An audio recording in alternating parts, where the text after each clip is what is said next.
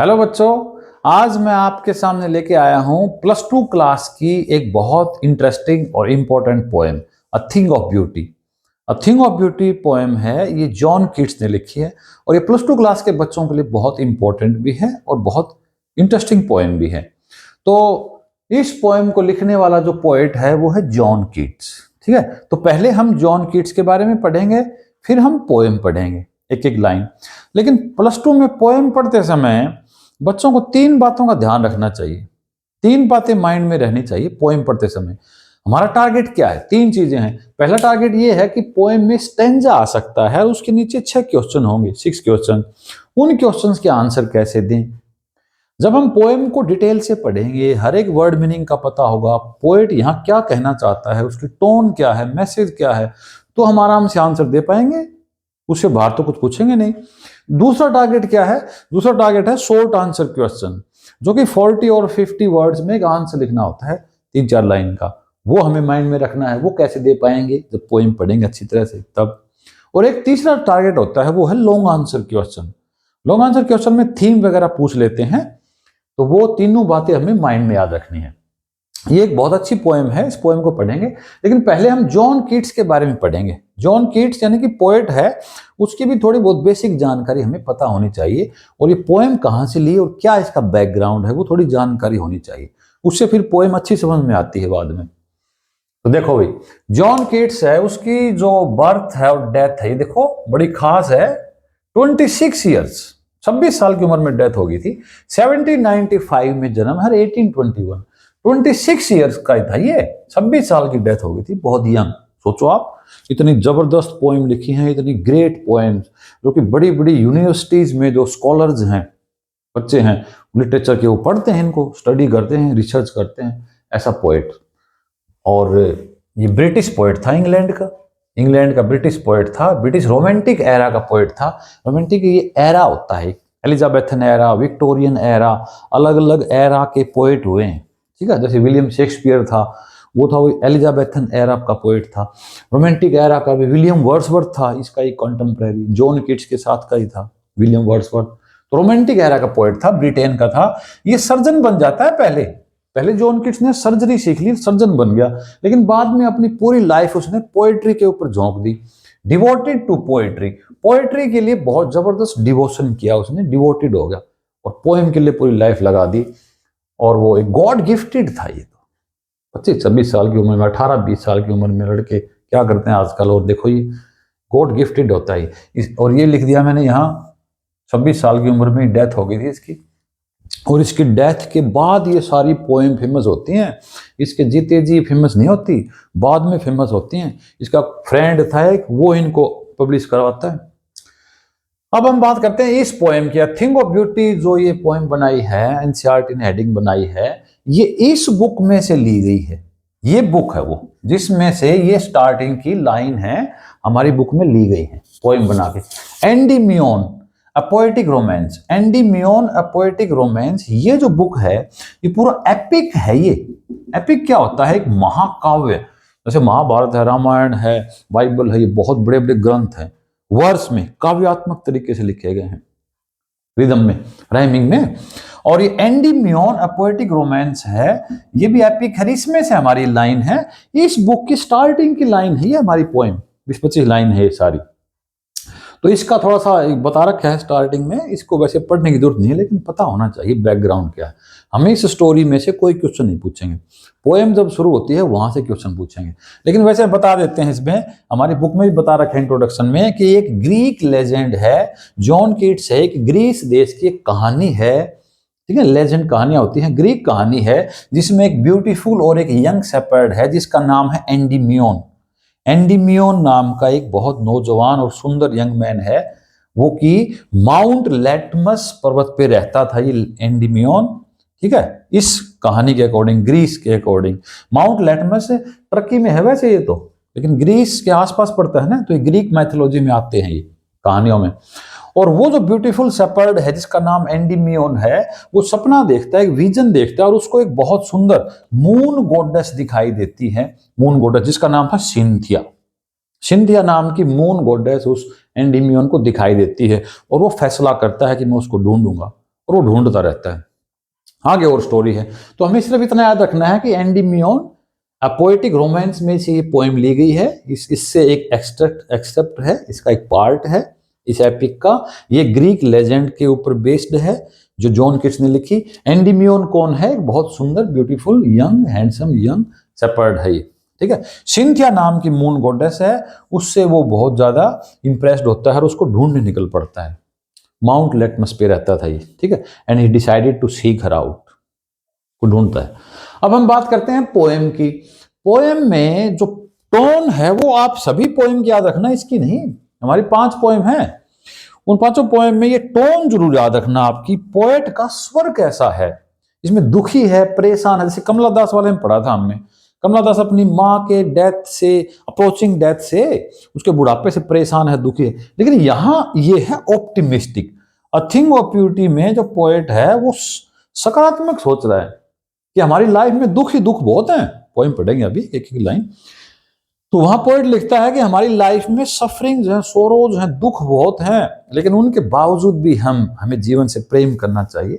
जीवन में बहुत सुंदर चीजें हैं देखने के लिए। सन है, मून्स हैं, रिवर्स हैं, माउंटेन्स हैं, वो हमारे दुखों को दूर कर देते हैं। दुख तो है लाइफ में, लेकिन सब दुख दूर हो जाएंगे यदि आप पोएट ये ब्यूटी ऑफ नेचर की तरफ जाएंगे, तो सुंदरता की तरफ जाएंगे प्रकृति की, तो they will remove our sadness. तो पॉजिटिव एटीट्यूड है पोएट का। टोन जो है वो आशावादी है, ऑप्टिमिस्टिक है टोन जो है, नकारात्मक नहीं है, पेसिमिस्टिक नहीं है, ठीक है। और इस पोएम का थीम भी यही है कि when we see any beautiful object it will definitely impart some happiness. इसका थीम भी ये है कि जब हमें कोई सुंदर चीज दिखाई देती है ब्यूटीफुल नेचर की, तो वो हमें खुशी देती है, हम अपने दुख को भूल जाते हैं। थीम भी यही पोएम का, ठीक है। तो अब ये तो था बेसिक जॉन किट्स के बारे में। अब हम पोएम पढ़ते हैं एक एक लाइन, और उसमें साथ साथ हम ये फिगर ऑफ स्पीच हैं, अलंकार वगैरह हैं, साथ साथ मैं बताऊंगा, और वर्ड मीनिंग भी। चलिए तो शुरू करते हैं। तो देखिए अब हम ये पोएम पढ़ते हैं। ये हमारा पहला स्टैंजा है पोएम का, ठीक है। और इसकी स्टार्टिंग में पोएट कहता है कि a thing of beauty is a joy for ever. Thing of beauty का मतलब होता है beautiful thing. A thing of beauty, सुंदरता वाली कोई चीज, मतलब सुंदर चीज, beautiful object, beautiful thing. Poem का नाम ही ब्यूटीफुल थिंग है, सुंदर वस्तु। जॉन किट्स का पोएट। तो पहली लाइन में पोएट कहता है thing of beauty is a joy for ever. For ever का मतलब होता है हमेशा, और जॉय का मतलब हैप्पीनेस। तो ब्यूटीफुल ऑब्जेक्ट हमेशा ही एक खुशी है, जॉय है। इसका मतलब क्या हुआ? पोएट ये कहना चाहता है, the poet John Keats wants to say that when we see any beautiful object it gives us happiness. हम जब भी कोई ब्यूटीफुल ऑब्जेक्ट देखते हैं तो वो हमें खुशी देता है, चाहे वो मून हो, सन हो, कोई फ्लावर हो, रिवर्स हो, वैलीज हो, माउंटेन हो, कुछ भी हो। Any beautiful object, when we see any beautiful object it will give us happiness. मतलब एक सुंदर वस्तु हमेशा खुशी होती है। तो ये डायरेक्ट बात कर रहा है मेटाफोरिकल लैंग्वेज में, तो इसलिए मेटाफर हुआ, रूपक अलंकार। मेटाफर इस लाइन में जॉय बोल दिया ब्यूटीफुल ऑब्जेक्ट को। मेटाफर होता है direct comparison between two different objects, उसको मेटाफर बोलते हैं, रूपक। तो जॉय बोल दिया, कंपेयर कर दिया सीधा, ब्यूटीफुल ऑब्जेक्ट जॉय है, ठीक है। ऊंट है वो रेगिस्तान का जहाज है, camel is the ship of desert, वैसे मेटाफर होता है ऐसे ही। उसके बाद सेकंड लाइन में पोएट कहता है its loveliness increases. It's loveliness, इसकी, इट्स, ये भी पॉजेसिव केस है, ये इट्स, माय, यूर, हिज होता है ना, ऐसे इट्स है, इसकी, किसकी? ब्यूटीफुल ऑब्जेक्ट की, इस सुंदर वस्तु की जो सुंदरता है, जो ब्यूटी है, जो चार्म है। लवलीनेस का मतलब चार्म, वो हमेशा बढ़ता जाता है, बढ़ता है वो चार्म, हमेशा खत्म नहीं होता वो। और it will never pass, it will never pass into nothingness. इस लाइन का मतलब है कि the beauty and charm of beautiful object will always increase. सुंदर वस्तु की सुंदरता हमेशा बढ़ती जाती है, वो कभी कम नहीं होती। नेवर फेड्स अवे, फेड नहीं होती वो कभी भी, धुंधली नहीं पड़ती। सुंदर वस्तु हमेशा खुशी देती है, इसकी सुंदरता हमेशा बढ़ती जाती है। इसकी लवलीनेस, इसका जो चार्म है, ब्यूटी, हमेशा बढ़ता जाएगा। और इट विल, ये इट किसके लिए यूज कर रहे हैं बार बार? ब्यूटीफुल ऑब्जेक्ट के लिए, सुंदर वस्तु, चाहे वो कोई भी हो, मून हो, सन हो, रिवर्स हो, कुछ भी हो, सुंदर फूल हो। It will never pass into nothingness. Nothingness तो एम्प्टी होता है ना, खाली, एम्प्टी स्पेस, शून्यता। तो नथिंगनेस में नहीं जाएगी, इसका मतलब तो ये हुआ कि ये कभी भी नथिंगनेस में नहीं जाएगी। तो पोएट कहना क्या चाहता है कि भाई कभी भी इसका असर जीरो नहीं होगा। It will definitely have some impact on our imagination. हमारे मन के ऊपर जरूर असर पड़ेगा, चाहे हमारी कंडीशन कैसी भी हो। It will definitely have some impact on our imagination. हमारी कल्पना के ऊपर, हमारे मन के ऊपर जरूर इसका असर पड़ेगा। It will never fade away. देखो ये तो it will never pass into nothingness बोल रहा है ना, इसका मतलब ये कह रहा है कि फेड अवे नहीं होगा।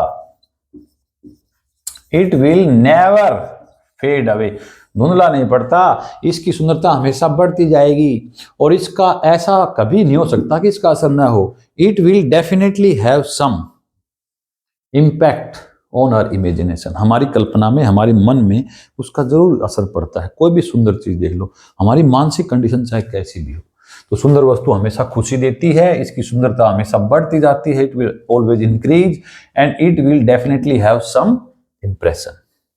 ठीक है, बट विल कीप, बल्कि ये कभी नथिंगनेस पे नहीं जाती। कभी भी कोई भी चीज देख लो, ब्यूटीफुल ऑब्जेक्ट, नथिंगनेस नहीं होता, उसका जरूर असर होता है। और बल्कि पोएट तो ये कह रहा है, बल्कि will keep a बोवर quite forest. बोवर quite forest है, एक शांत बगीचा होता है। बोवर क्या होता है देखो, यहां फिर मेटाफोरिकल है। मेटाफर तो इस पूरी पोएम में ही है, पूरी पोएम में मेटाफोरिकल लैंग्वेज है, क्योंकि पोएट है वो हर जगह ब्यूटीफुल ऑब्जेक्ट को कंपेयर कर रहा है।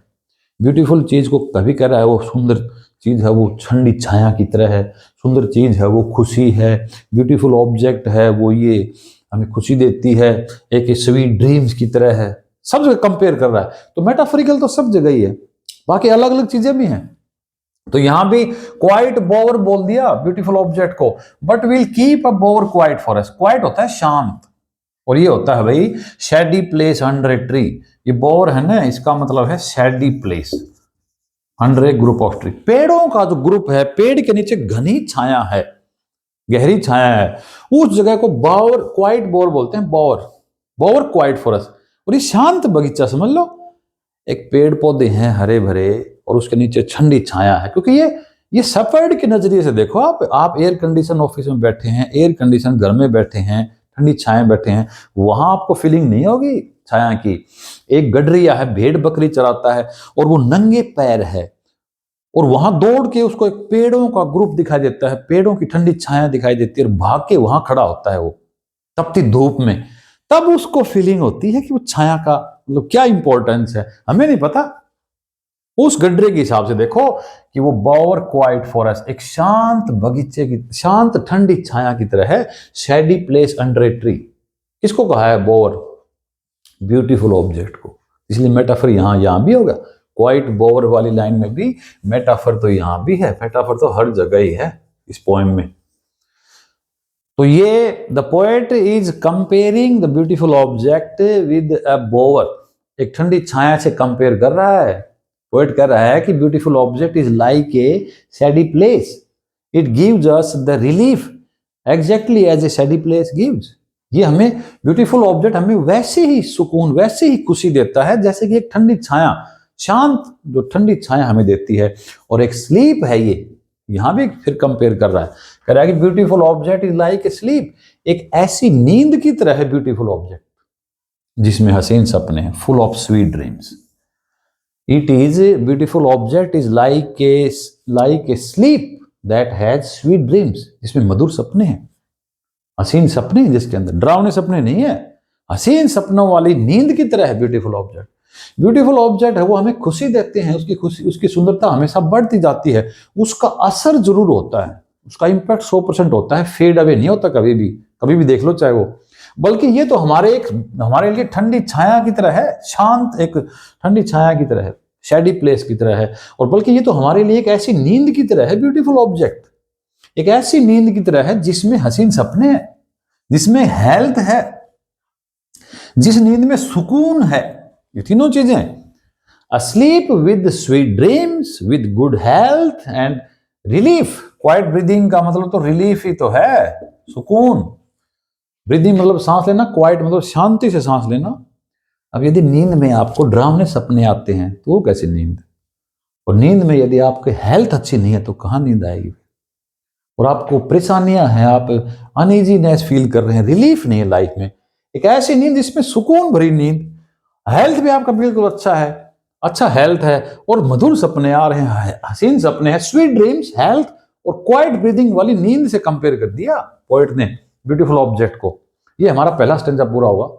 इसमें एक तो मेटाफर याद रखना है, ठीक है, मेटाफरिकल लैंग्वेज है सीधी। तो इसमें दोबारा बताता हूं, a thing of beauty is a joy forever, a beautiful thing always gives us happiness, सुंदर चीज हमेशा खुशी देती है। दूसरी है its loveliness increases, the beauty of the beautiful object always increase, हमेशा बढ़ती है सुंदरता इसकी, कम नहीं होती।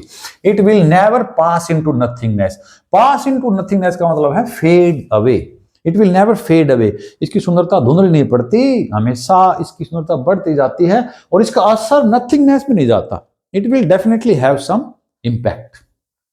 और उसके बाद कंपेयर कर रहा है ब्यूटीफुल ऑब्जेक्ट को, कह रहा है कि it will keep a bower quiet for us, बल्कि ये तो हमारे लिए एक बगीचे की तरह है, एक ठंडी छाया वाली जो जगह है, shady place under a tree जो होता है ना, उपवन बगीचा, उसकी तरह है ये, और वो भी शांत शांत बगीचे की तरह जो सुकून मिलता है, वैसे सुकून ये ब्यूटीफुल ऑब्जेक्ट देते हैं। तो क्वाइट बोर किसको कहा है पोएट ने? ब्यूटीफुल ऑब्जेक्ट को कहा है, इसलिए मेटाफर है। और पोएट आगे कह रहा है बल्कि ये तो हमारे लिए एक नींद है, ऐसी नींद है ये ब्यूटीफुल ऑब्जेक्ट जो हम देखते हैं उनको, जिसमें स्वीट ड्रीम्स हैं, जिस स्लीप में हेल्थ, अच्छा हेल्थ है, और जिस स्लीप में सुकून है, क्वाइट ब्रीदिंग है, हसीन सपनों वाली नींद, अच्छे स्वास्थ्य वाली नींद और सुकून वाली नींद से कंपेयर कर दिया ब्यूटीफुल ऑब्जेक्ट को। The poet is saying that a beautiful object is just like a sleep that has good dreams, that has good health, that has relief, इसमें सुकून है। ये हमारा पहला स्टेंजा हुआ, ठीक है। इसके बाद आ जाओ आगे। ये स्टेंजा पूरा होने के बाद पोएट ये 2 लाइन लिखता है, उसके बाद तीसरा शुरू करता है। इसमें थोड़ा सा डाइवर्जन है अलग अलग। तो पोएट ने ये कहा कि सुंदर चीजें हमें खुशी देती हैं, रिलीफ देती हैं, सुकून भरी नींद की तरह हैं, इसीलिए, देयरफॉर का मतलब इसीलिए, दैट्स द रीजन, देयरफॉर का मतलब होता है इसीलिए, किस लिए? क्योंकि सुंदर चीज देखने से, उनके कांटेक्ट में जाने से खुशियां मिलती हैं, दुखों को भूल जाते हैं, इसीलिए ऑन एवरी मोरो, हर अगले दिन, टुमारो के लिए मोरो वर्ड यूज कर लिया। ये पोएट के पास क्या होता है, ये पोएटिक लाइसेंस बोलते हैं इसको। पोएट है कोई स्पेलिंग अलग करके, राइमिंग के लिए, पोएम को थोड़ा सा अट्रैक्टिव बनाने के लिए वो यूज कर लेते हैं वर्ड, ठीक है। ऑन एवरी मोरो, हर अगले दिन, ऑन एवरी नेक्स्ट डे, इसीलिए, किस लिए?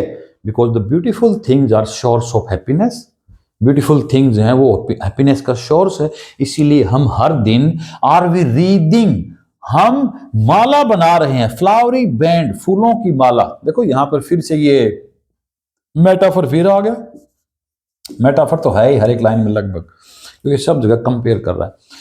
फ्लावरी बैंड बना रहे हैं to bind us to the earth. अब यहां पोएम में पोएट क्या कहना चाहता है, इसीलिए हम हर दिन एक माला बना, ये रीड वर्ड होता है ना, ये माला बनाना होता है, कलेक्शन करना, माला बनाना। जब एक धागे में एक एक जो फूल हम पिरोते हैं, कलेक्शन करते हैं, उसको रीडिंग बोलते हैं। अब यहां मीनिंग अलग है, वर्ड मीनिंग अलग है, शब्दार्थ अलग, भावार्थ अलग है। फ्लावरी बैंड, फूलों का एक बैंड, पट्टा बना रहे हैं, फूलों की एक माला बना रहे हैं, किस लिए? ताकि इस अर्थ से हम बंधे रहें, बाइंड रहें, इस अर्थ पर रहने के लिए फूलों की माला बना रहे हैं। अब ये फूलों की माला कौन सी है, ये किसको कहा है? ब्यूटीफुल ऑब्जेक्ट को कहा है फ्लावरी बैंड। ब्यूटीफुल ऑब्जेक्ट्स हैं वो हमारी लाइफ में हम ब्यूटीज को कलेक्ट करते हैं। तो यहां क्या कर रहा है, we are making a collection of beautiful objects, we are making a collection of beautiful object. Beautiful object का हम कलेक्शन करते हैं, सुंदरता की ओर जाते हैं। क्यों? सुंदरता खुशियां देती हैं, सुकून भरी नींद की तरह है, ठंडी छाया की तरह होती है ब्यूटीफुल ऑब्जेक्ट, इसीलिए हम सुंदरता को कलेक्शन करते हैं। सुंदरता का रीडिंग का मतलब कलेक्शन ही है यहां पर। वैसे तो माला बनाना होता है, रीडिंग का मतलब मेकिंग गार्लैंड, कलेक्शन करना। यहां कलेक्शन किस चीज का कर रहे हैं? We are collecting, we are making a collection of flowery band. हम एक फूलों की माला बना रहे हैं ताकि इस अर्थ से बंधे रहें, मतलब हमारी लाइफ को अर्थ के ऊपर कंफर्टेबल बनाने के लिए, to make our life comfortable on the earth, we are making collection of beautiful object. Poet कह रहा है कि सुंदर चीजें खुशियां देती हैं, इसीलिए हर दिन सुंदरता को अपनी लाइफ में जोड़ते रहते हैं हम। We are making collection of beautiful object. तो ये लाइन भी कई बार पूछ लेते हैं अलग से कि क्या कहना चाहता है poet. John Keats wants to convey a message that beautiful objects give us happiness, so that's the reason we are adding beautiful objects to our life। हमारे जीवन में beautiful objects को हम जोड़ रहे हैं कि उससे दुख दूर होते हैं, खुशियां आती हैं। तो यहां देखो मीनिंग तो अलग हुआ और भावार्थ अलग हुआ। इसका मीनिंग अलग है और जो वर्ड मीनिंग अलग है, शब्दार्थ अलग। देखो फ्लावरी बैंड, हम फूलों की माला बना रहे हैं। अब माला थोड़ी बना रहे फूलों की, यहाँ क्या कह रहा है, यह ब्यूटीफुल ऑब्जेक्ट्स का कलेक्शन, सुंदरता की ओर जा रहे हैं। तो पोएट का कहना यही है कि we are approaching to the beauty of nature because the beautiful object remove our sadness and they give us happiness. To bind us to the earth का मतलब क्या हुआ, इस अर्थ से बाइंड रहना, कनेक्शन रहना अर्थ के ऊपर। इस दुनिया में जो हम रहते हैं, इस दुनिया में, इस धरती के ऊपर आराम से रह सकें। To make our life comfortable and easy we are adding beautiful object to our life. ये था हमारा पहला स्टेंजा। इसके बाद हम दूसरा स्टेंजा की तरफ चलते हैं। ये हमारा सेकंड स्टेंजा।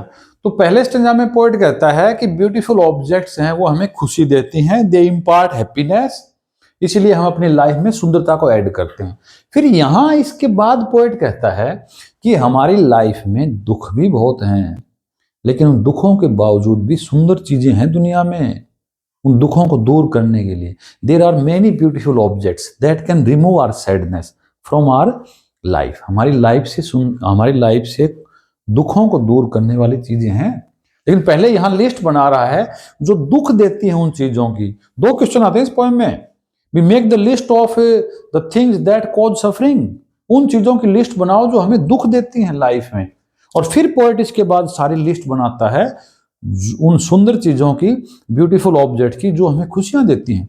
तो पहले ये दुख वाली लिस्ट है इस स्टेंजा में। इसके बाद एक स्टेंजा और बनेगा जिसमें सारी खुशियों वाली चीजें हैं। तो कहता है in spite of despondence, in spite of, ये तो इन स्पाइट ऑफ होता है ना, ये वर्ड है ये, इन स्पाइट ऑफ, के बावजूद। के बावजूद होता है, एक होता है इंस्टेड ऑफ, के बजाय। Instead of going to school he went to cinema. School जाने की बजाय वो सिनेमा चला गया, वो इंस्टेड ऑफ होता है। ये इन स्पाइट ऑफ है, के बावजूद। कि दुनिया में दुख हैं, दुखों के बावजूद जीवन से प्रेम है हमें, हम जीवन से प्रेम करते हैं। इन स्पाइट ऑफ डेस्पोंडेंस, डेस्पोंडेंस होता है डिसअपॉइंटमेंट, हेल्पलेसनेस, निराशा, निरुत्साह। तो निराशा होती है ना, डिसअपॉइंटमेंट, उसको बोलते हैं डेस्पोंडेंस। जीवन में डिसअपॉइंटमेंट है, निराशा है, इसके बावजूद। End of the inhuman dearth, जो इनह्यूमन है इसका मतलब अमानवीय नहीं है। इस इनह्यूमन का मतलब है टेरिबल, बहुत ज्यादा कमी। डर्थ का मतलब शॉर्टेज, डर्थ का मतलब होता है कमी, शॉर्टेज। और इनह्यूमन का मतलब बहुत भारी कमी है।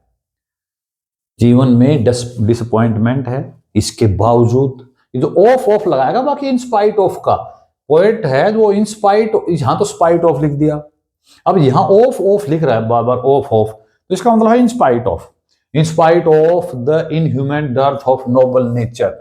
नोबल नेचर जो होता है ना, वो होता है अच्छे स्वभाव के लोग। नोबल नेचर में एन आ गया ना, तो यहां क्या हो गया, एलिट्रेशन हो गया।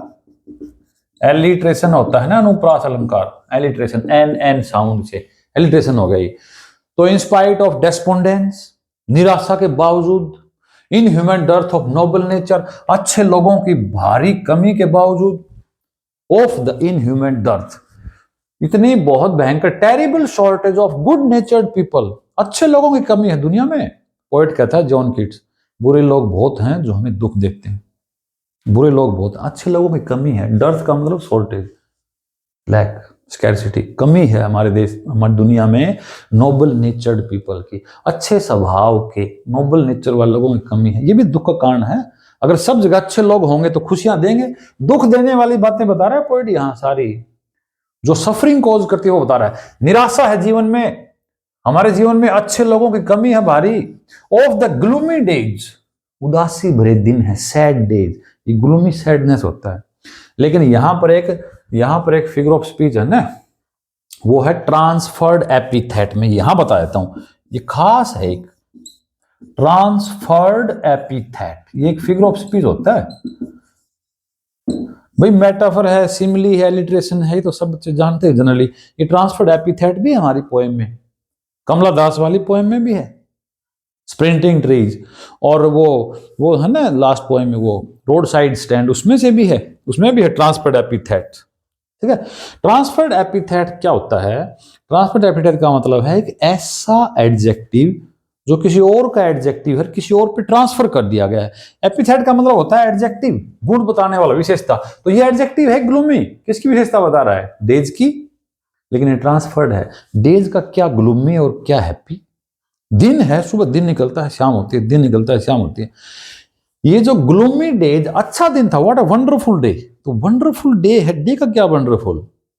मूड, इंसान का मूड अच्छा है तो सारा दिन वंडरफुल डे लगेगा, और मूड खराब है, कुछ चीजें बुरी हो गई तो बैड डे। डे कोई गुड नहीं होता, कोई बैड नहीं होता। ये एडजेक्टिव किसका है? ये तो इंसान का, माइंड का है ना, माइंड का एडजेक्टिव है ये, ट्रांसफर कर दिया इस पे। जैसे स्प्रिंटिंग ट्रीज है, ट्री क्या दौड़ते हैं? कार दौड़ती है ना, कार का जो एडजेक्टिव है वो ट्री पे डाल दिया, स्प्रिंटिंग ट्री। ग्लूमी डेज है तो ये ट्रांसफर्ड एपिथेट है ग्लूमी डेज में, ये ध्यान रखना। तो क्या कर रहा है पोएट? हमारे जीवन में निराशा है, इनह्यूमन डर्थ है, नोबल नेचर की, अच्छे लोगों की कमी है, और ग्लूमी डेज है, उदासी भरे दिन है। इन सब के बावजूद भी जीवन से प्रेम है, ये बताना चाहता है। और क्या कर रहा है? Of all the unhealthy and over darkened ways. Of, यहां ऑफ का मतलब वही है, इन स्पाइट ऑफ, के बावजूद, निराशा के बावजूद, अच्छे लोगों की कमी के बावजूद, उदासी भरे दिन हैं उनके बावजूद, और unhealthy and over darkened ways. Unhealthy मतलब अनहेल्दी वेज, बीमारी भरे वेज, और ओवर डार्कन का मतलब ये मिस्ट्रियस वेज, मिस्ट्रियस, कंफ्यूजिंग। तो ये वेज और है ना रास्ता है, कोई कंफ्यूजिंग नहीं होता। यहां भी वही है, ग्लूमी डेज वाला और वेज वाला वही है। ये ट्रांसफर्ड एपिथेट है ये। वेज का क्या अनहेल्दी होगा? इंसान अनहेल्दी हो सकता है। ओवर डार्कन हमारा माइंड हो सकता है, माइंड का एडजेक्टिव इस पे आ गया वेज के ऊपर। तो अनहेल्दी और ओवर डार्कन वेज हैं, रास्ते हैं, बड़े कंफ्यूजिंग रास्ते हैं जीवन में, समझ में नहीं आता क्या करें क्या ना करें। ये भी दुख की बात है। उदासी भरे दिन हैं, अच्छे लोगों की कमी है, सैड डेज हैं, अनहेल्दी, ओवर डार्कन मतलब ज्यादा अंधकारमय, कंफ्यूजिंग, मिस्ट्री के लिए यूज किया गया है। इंसान है, मिस्ट्री में रहता है, कंफ्यूजन में रहता है, वो भी दुख का कारण है। तो इन ओवर डार्कन वेज के बावजूद, जो कि हमारे लिए भगवान ने बना दिया है, मेड फॉर आवर सर्चिंग, जो रास्ते ओवर डार्कन हैं, कंफ्यूजिंग हैं, ज्यादा अंधकारमय हैं और अनहेल्दी हैं, जो कि हमारी सर्चिंग के लिए बनाए गए हैं, मेड फॉर आवर सर्चिंग, हमारे सर्चिंग के लिए दुनिया में रास्ते हैं, कुछ तलाशने के लिए, कुछ भी ढूंढने के लिए, वो बड़े अनहेल्दी हैं, ओवर डार्कन है। इसके बावजूद कहता है यस, हाँ, इन स्पाइट ऑफ ऑल, हाँ, इन सब के बावजूद। ये ऑल किसके लिए है? इन सब के लिए। दुख है जीवन में, डेस्पोंडेंस है, डिसअपॉइंटमेंट है, ग्रेट शॉर्टेज है अच्छे लोगों की, नोबल नेचर्ड की, और ग्लूमी डेज हैं, उदासी भरे दिन हैं, सैडनेस है लाइफ में, और रास्ते जो हमारे लिए भगवान ने बना दिए हैं, रास्ते वो भी अनहेल्दी हैं और ओवर डार्कन है, कंफ्यूजिंग है, मिस्ट्रियस हैं। यहाँ ट्रांसफर्ड एपिथेट है, फिगर ऑफ स्पीच, ये रास्ते बना दिए हैं। यस, फिर कहता है पोएट, हाँ, इन सब के बावजूद भी सम शेप ऑफ ब्यूटी, कोई सुंदर चीज किसी भी आकार में, इन एनी शेप, ये सम शेप में फिर एलिट्रेशन आ गया, एलिट्रेशन था ना, सम शेप ऑफ ब्यूटी, किसी भी शेप में जो ब्यूटी होती है, सुंदरता किसी भी शेप में हो, कोई फ्लावर हो, मून हो, रिवर हो, कोई भी किसी भी आकार में, किसी भी शेप में ब्यूटीफुल ऑब्जेक्ट होता है। मूव्स अवे का मतलब रिमूव, हटा देता है। इतने दुख ही दुख हैं लाइफ में, उसके बावजूद, हाँ, इन सब चीजों के बावजूद भी कोई सुंदर चीज होती है जो हमारी लाइफ में उस पाल को, पाल एक कफन के लिए यूज करते हैं वैसे, डेड बॉडी के लिए, इसलिए मतलब सैडनेस के लिए यूज कर लिया। ये डेड बॉडी को उड़ाते हैं, वो कपड़ा होता है पाल, लेकिन ये सैडनेस के लिए सिंबॉलिक है, मेटाफर हो गई यहाँ भी पाल, ठीक, मेटाफोरिकल लैंग्वेज होगी। तो some shape of beauty moves away the pall from our dark spirits, हमारी डार्क स्पिरिट से, हमारी उदास मन से, स्पिरिट मतलब सोल होगी, आत्मा, स्पिरिट मन, माइंड, हमारी डार्क स्पिरिट से, हमारी डार्क स्पिरिट से कोई सुंदर चीज है वो इस पाल को हटा देती है, सैडनेस को। ये सैडनेस की चीजें हैं, अच्छे लोगों की कमी है, ग्लूमी डेज हैं, रास्ते बड़े कंफ्यूजिंग हैं, हाँ इन सब के बावजूद भी सुंदर चीज हमारे जीवन से दुख को हटा देती है। पोएट क्या कह रहा है? Beautiful objects remove the sadness from our life, सुंदर चीज हमारे जीवन से दुख को दूर कर देती है। ये सैडनेस वाली देखो, पाब्लो नेरूडा की पोएम है ना, उसमें भी सैडनेस, क्वाइट इंट्रोस्पेक्शन से सैडनेस दूर हो सकता है, वो पाब्लो नेरूडा कहता है। जॉन किट्स कहता है सैडनेस कैसे खत्म होगी? जॉन किट्स कहता है by approaching the beauty of nature, प्रकृति की गोद में जाने से, प्रकृति की जो सुंदरता है उसकी तरफ जाने से सैडनेस कैन बी रिमूव्ड, उस सैडनेस को हटाया जा सकता है। ठीक है, तो ये स्टेंजा बहुत इंपॉर्टेंट था, पेपर में आने के चांस भी इसके क्वेश्चन भी आ सकते हैं, कोई भी लाइन पूछ सकते हैं। नीचे स्टेंजा वाला ये बहुत ज्यादा बार बार आता है। तो ये कह रहा है कि निराशा के बावजूद, अच्छे लोगों की कमी के बावजूद और ग्लूमी डेज के बावजूद, कंफ्यूजिंग रास्तों के बावजूद, हाँ इन सब के बावजूद सुंदर चीज जीवन से दुख को दूर कर देती है। ठीक है, अब आगे चलते हैं, नेक्स्ट स्टेंजा पढ़ते हैं हम। अब ये हमारा नेक्स्ट स्टेंजा ले लो। तो पोएट कह रहा है कि ब्यूटीफुल ऑब्जेक्ट हमें खुशी देती हैं, इसलिए हम अपनी खुशियां अपने लाइफ में जोड़ते रहते हैं ताकि हमारी लाइफ है वो कंफर्टेबल हो। फिर पोएट एक लिस्ट बनाता है सैडनेस वाली चीजों की जो सफरिंग कोज करती है उनकी। कहता है कि जीवन में दुख है, जीवन में डिसअपॉइंटमेंट है, अच्छे लोगों की कमी है, लेकिन उन सब के बावजूद भी कुछ सुंदर चीजें होती हैं। ब्यूटीफुल ऑब्जेक्ट होता है किसी भी शेप में जो हमारे दुख को दूर कर देता है। तो वो ये लिस्ट है, कौन कौन सी चीजें हैं जो हमारे सैडनेस को खत्म करती हैं। तो पोएट कहता है जैसे कि सन है, सन एक ब्यूटीफुल ऑब्जेक्ट है, जैसे कि मून है, ये एक ब्यूटीफुल ऑब्जेक्ट है, ट्रीज हैं, पेड़ पौधे, vegetation, old and young, old and young ये एंटीथेसिस होगा। ओल्ड और यंग ये दो ऑपोजिट चीजें एंड के साथ जोड़ देना है, तो ये एंटीथेसिस बोलते हैं इसको। एंटीथेसिस ये एक फिगर ऑफ स्पीच होता है, एंटीथेसिस ऑपोजिट चीजें एंड के साथ जोड़ दें। डे एंड नाइट, ठीक है, डे एंड नाइट वो भी एंटीथेसिस है। ओल्ड एंड यंग ये भी एंटीथेसिस है। ये ऑक्सीमोरन जैसा होता है। ऑक्सीमोरन तो चलो इसमें आगे आ गया कि वो तो कहीं नहीं है। ऑक्सीमोरन दो ऑपोजिट वर्ड होते हैं जो साथ साथ जोड़ लगा दें बिना एंड के, तो एंड के साथ एंटीथेसिस। तो जैसे कि सन है ये ब्यूटीफुल ऑब्जेक्ट है, मून है ये ब्यूटीफुल ऑब्जेक्ट्स है, ये हमारे सैडनेस को खत्म कर सकते हैं। ये पोएम में पोएट लिस्ट बना रहा है। ट्रीज हैं छोटे और बड़े, छोटे छोटे पेड़ पौधे, छोटे और बड़े। स्प्राउटिंग, स्प्राउटिंग का मतलब ये प्रोवाइडिंग है। शेडी बून, छाया देने वाले, बून मतलब ब्लेसिंग होता है, वरदान की तरह छाया देने वाले, वरदान की तरह छाया। मैंने बताया था ना कि शेपर्ड है, नंगे पैर है, भेड़ बकरी चरा रहा है, उसको पेड़ की छाया दिखाई देती है, तो उसको पता है, उसको हमें नहीं पता। कमरे में बैठे हैं, कोई एसी में बैठा है, कोई कूलर के आगे बैठा है, तो उनको नहीं पता कि पेड़ की छाया कितना रोल है। गडरिया को पता है, वरदान के समान छाया देने वाले पेड़ पौधे हैं। 1818 की पोएम है ये, बहुत पुरानी। तो स्प्राउटिंग का मतलब ग्रोइंग, प्रोवाइडिंग, स्प्राउट होते हैं ना, स्प्राउट नहीं होते क्या, खिल निकलना, स्प्राउट करना, ग्रो करना, ग्रोइंग। शेडिंग, शेडी बून देने वाले छोटे बड़े पेड़ पौधे। जैसे कि सन है, सच द सन, जैसे कि सन है ये सुंदर चीज है, ब्यूटीफुल ऑब्जेक्ट है। मून है, छोटे छोटे बड़े पेड़ पौधे हैं जो कि वरदान की तरह छाया देते हैं, छाया देने वाले। स्प्राउटिंग, शेडी में एलिट्रेशन भी है, देखो एस एस आ गया ना यहाँ पर, ये यहाँ पर एलिट्रेशन भी है यहाँ, और यहाँ ओल्ड एंड यंग में एंटीथेसिस है। फॉर सिंपल शीप, छाया किन के लिए, भेड़ों के लिए। जो शीप का जिक्र आ गया ना, क्योंकि शेपर्ड ही है एंडीमियन जो इस पोएम को ये बोल रहा है, समझो उसके नजरिए से देखो, गडरे की नजर से। सिंपल जो शिप है, शिप जो है वो सिंपलिसिटी का ही सिंबल है। सिंपल शिप में एस एस आ गया, तो ये एलिट्रेशन यहां भी आ गया, एलिट्रेशन अनुप्रास अलंकार, एस एस साउंड आ गया ना यहाँ पर, तो एलिट्रेशन होगा। जैसे कि सन है, मून है, यंग ट्रीज हैं, ओल्ड ट्रीज हैं जो छाया देते हैं भेड़ों के लिए, ऐसे ही सच आर द डैफोडिल। ये लिस्ट है, एक तो सन है, एक मून है, एक ट्रीज है, तीन हो गए। फिर है डैफोडिल। डैफोडिल एक फ्लावर होता है, नरगिस का फूल होता है, येलो कलर का होता है, एक फूल होता है, एक बहुत सुंदर। इंग्लैंड में तो कॉमन है, यूरोप में तो कॉमन है ये, इंडिया में भी हिमालय पौधे मिल जाएंगे, ऐसे हमारे यहाँ कॉमन नहीं है हरियाणा में। And such are daffodils with the green world they live इन।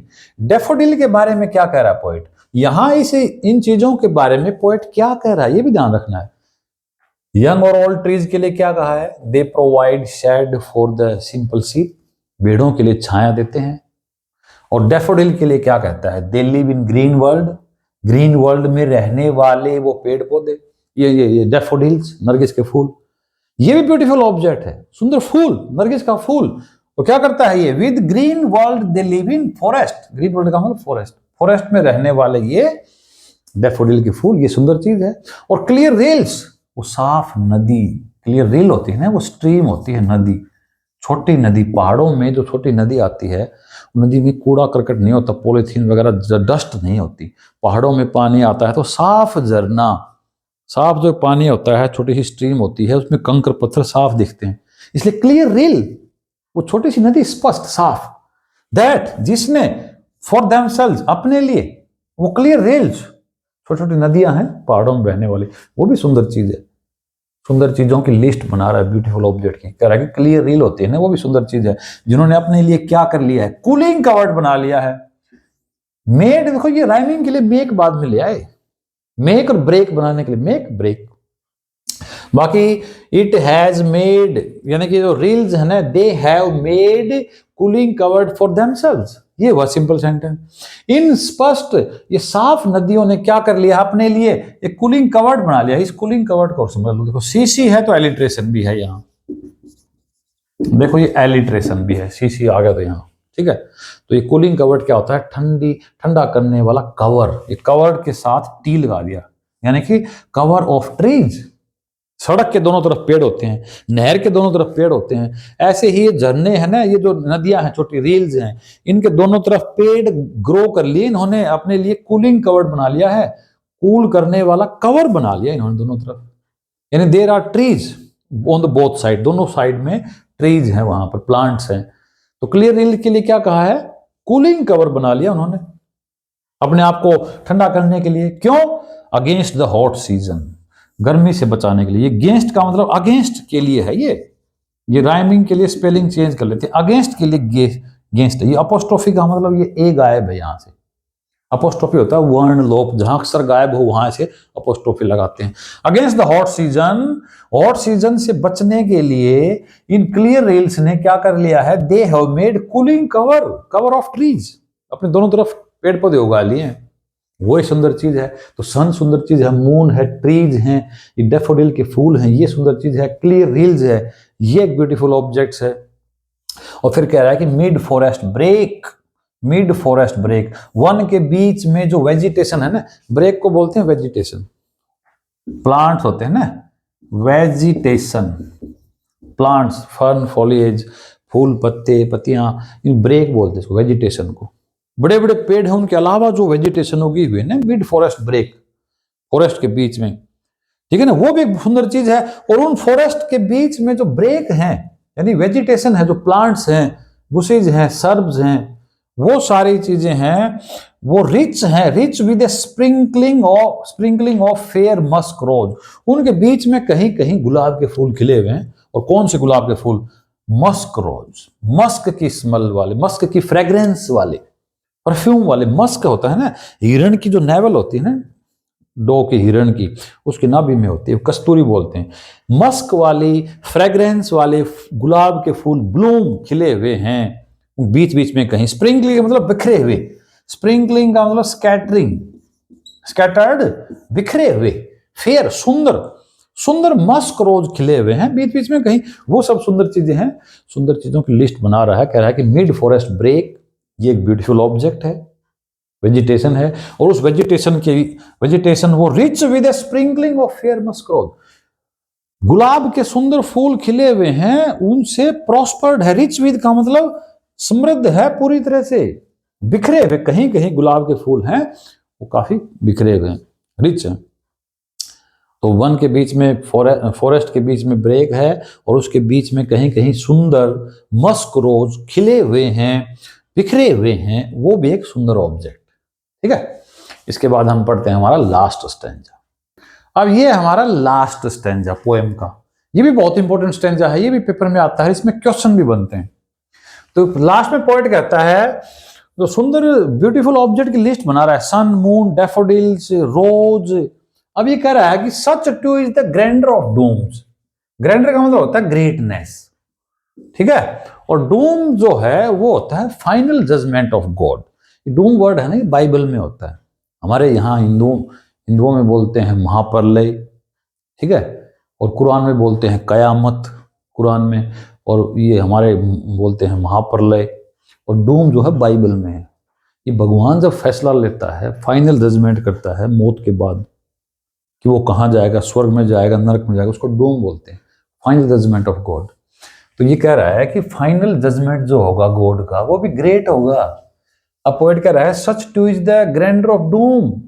अब यहां कौन सी सुंदर चीज की बात कर रहा है? Decision of God for our ancestor, हमारे पूर्वज जो दुनिया से चले गए उनके लिए भगवान अच्छा फैसला लेगा। तो कह रहा है कि such too is the grander, वही ग्रेटनेस है, महानता है उस डूम की, उस डिसीजन की, डिसीजन ऑफ द गॉड, समझ लो।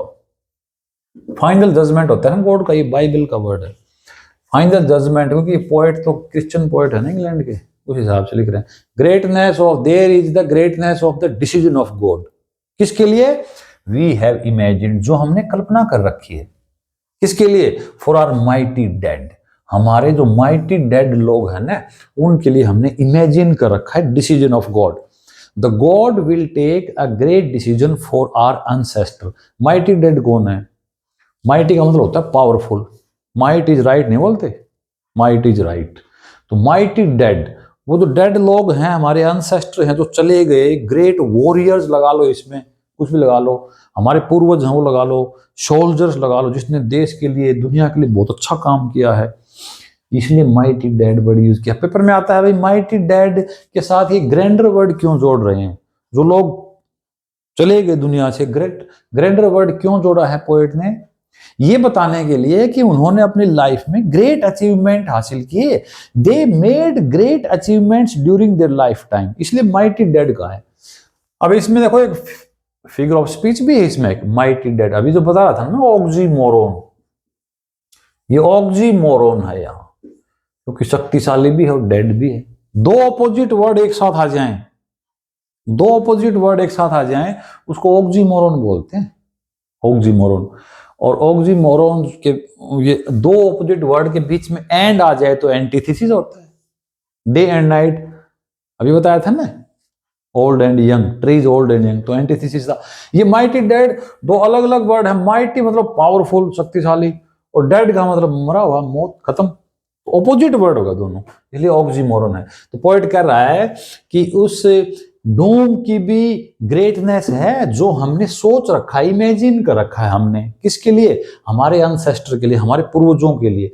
That decision will be great. तो इन दोनों लाइनों में कौन सी ब्यूटीफुल थिंग है जो पोएट बताना चाहता है?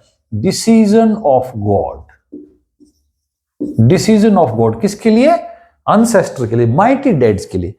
Mighty dad, the grander word has been associated with mighty dad because mighty dad were those people who made great achievements during their lifetime and now they are in heaven, वो heaven में है, तो भगवान उनको अच्छी जगह देगा। God will take great decision for them, ये भी तो मानता है, सुंदर चीज है ये भी तो। और फिर कह रहा है कि लवली टेल, सुंदर प्यारी कहानियां, टेल्स होती है कहानियां, स्टोरीज, लवली टेल्स हैं, कहानियां हैं, दैट वी हैव हर्ड और रेड, जो हमने कभी पढ़ी हैं या सुनी हैं, वो लवली टेल्स भी ब्यूटीफुल ऑब्जेक्ट है। यहां टेल्स की बात कर रहा है, कहानियों की, स्टोरीज की, वो प्यारी कहानियां जो हमने कभी सुनी है या पढ़ी हैं, जो कि एंडलेस फाउंटेन है, अनंत फाउंटेन है, शोर्स है, फाउंटेन फवारा होता है, एंडलेस फाउंटेन है, किसका? अमृत का। इमोर्टल ड्रिंक जो है वो नेक्टर होता है, नेक्टर, नेक्टर अमृत को बोलते हैं, अमृत को नेक्टर बोलते हैं। इमोर्टल होता है जो कभी मरता नहीं, और मोर्टल इंसान होता है नश्वर, ये होता है अमर। अमर पेय पदार्थ, अमर करने वाला ड्रिंक, इमोर्टल ड्रिंक, यानी अमृत का, अमृत की बौछार है वो कहानियां, अमृत के समान है। तो यहां पर फिर से कंपैरिजन कर दिया, यहां फिर से मेटाफोरिकल लैंग्वेज आ गई। मेटाफर यहां से फिर आ गया। एंडलेस फाउंटेन किसको कहा है? ब्यूटीफुल ऑब्जेक्ट को। ये सब जगह मेटाफर तो है ही। एंडलेस फाउंटेन है ये कहानियां जो हमने कभी सुनी है या पढ़ी हैं, ये एंडलेस फाउंटेन है। किस चीज का? अमृत का। अनंत सोर्स है ये कहानी, अमृत की तरह सुनाई। जब हम कहानी सुनते हैं या पढ़ते हैं तो अमृत की तरह लगती हैं, जो हमारे ऊपर आसमान से गिरती हैं। प्योरिंग ऑन टू अस। प्योरिंग मतलब उड़ेलना, स्पिलिंग आउट, नीचे आना, बिखरना। प्योरिंग ऑन टू अस, हमारे ऊपर गिर रही है। कहां से? हेवंस ब्रिंक, आसमान से। यहाँ हेवन का मतलब स्काई है, स्वर्ग नहीं है यहाँ हेवन और हेल। यहाँ हेवन का मतलब स्काई है, और ब्रिंक होता है किनारा, एज। आसमान के किनारे से हमारे ऊपर गिरता हुआ ये अमृत है। ये सुंदर कहानियां, जी लवली टेल्स। इन तीनों लाइनों में लवली टेल्स के बारे में बताया है, वो सुंदर कहानियां जो हम कभी सुनते हैं, पढ़ते हैं। ये सब एंडलेस फाउंटेन है अमृत का। तो एंडलेस फाउंटेन तो सभी ब्यूटीफुल ऑब्जेक्ट के लिए बोल दिया, अमृत की बौछार सभी ब्यूटीफुल ऑब्जेक्ट्स के लिए है, यहां खासतौर पर कहानियों के लिए। ठीक है, तो ये तो थी हमारी पोएम। इस लास्ट स्टैंजा में पोएट कर रहा है कि भगवान हमारे एंसेस्टर्स के लिए, माइटी डेड्स के लिए ग्रेट डिसीजन लेगा। वो डिसीजन भी एक ब्यूटीफुल ऑब्जेक्ट है, और हमारी जो लवली टेल्स हैं ये भी ब्यूटीफुल ऑब्जेक्ट है, जो हमने कभी सुनी है, पढ़ी हैं। ये सारी चीजें अमृत का, इमोर्टल ड्रिंक का सोर्स है, एंडलेस फाउंटेन है, अनंत फवारा है ये, जो कि आसमान से हमारे ऊपर प्योर होता है, गिरता है। ठीक है, तो जॉन कीट्स की इस पोएम में थिंग ऑफ ब्यूटी में इतना ही। नेक्स्ट पोएम में फिर मिलेंगे। Thanks for watching.